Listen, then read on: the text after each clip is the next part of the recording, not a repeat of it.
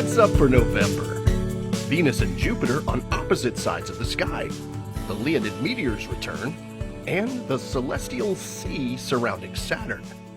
This November, Jupiter is up in the sky all night and sets just before sunrise, while Venus rises in the early morning hours. This means you can see them on opposite sides of the sky if you happen to be up before dawn. You may recall that these two planets appeared super close together just a few months ago back in March. On the morning of November 9th, find the crescent moon hanging just beneath Venus in the early morning sky before sunrise.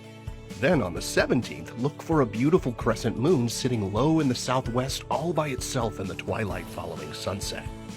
Thanks to the moon illusion, which causes the rising or setting moon to look larger, a crescent moon low near the horizon often appears extra captivating. Then after sunset on November 20th, look toward the south to see the first quarter moon just below ringed planet Saturn. The pair are joined by bright stars Fomalhaut and Altair. And then on the 24th, look for the nearly full moon close to giant Jupiter in the east after sunset. Some binoculars will be able to capture both of them in the same field of view. Finally, in the last few days of November, you'll notice Venus is rising in the morning with a bright star very close by. That star is Spica, which is actually two massive stars that orbit around each other every 4 days. The annual Leonid meteor shower returns this month. The shower peaks overnight on November 17th, with the most meteors visible between midnight and dawn on the 18th.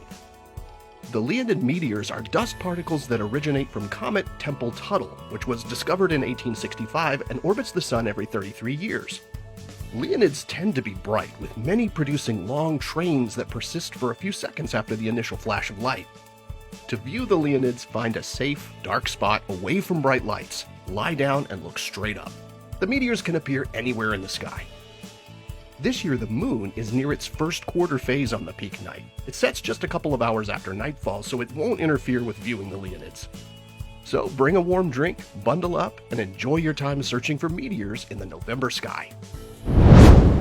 Looking toward the south, a couple of hours after dark in November, you'll find the planet Saturn about halfway up the sky. This region of the sky is full of water-related constellations. For that reason, it's sometimes referred to as the sea or the water. Saturn currently sits within Aquarius, the water bearer, imagined as a human figure pouring water from a jug. Nearby are Pisces, the fishes, and Capricornus, the strange, mythical sea goat. Just beneath Aquarius is the southern fish, and just above him is the dolphin. To the east of Aquarius, you'll find the constellation Cetus, a sea monster or whale. And next to Cetus is the constellation Eridanus, which represents a long, winding cosmic river. Now, these star patterns are not particularly bright or easy to pick out, but it is interesting to note that this whole area of the night sky is populated by mythical figures related to water.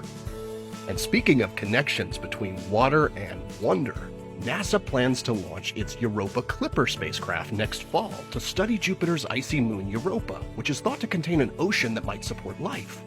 And you can send your name to Europa etched on the spacecraft. Visit the link on screen to sign the message in a bottle that will be sent across the cosmic sea from Earth to Europa, from one ocean world to another. Here are the phases of the moon for November. Stay up to date on NASA's missions exploring the solar system and beyond at science.nasa.gov. I'm Preston Dykes from NASA's Jet Propulsion Laboratory, and that's what's up for this month.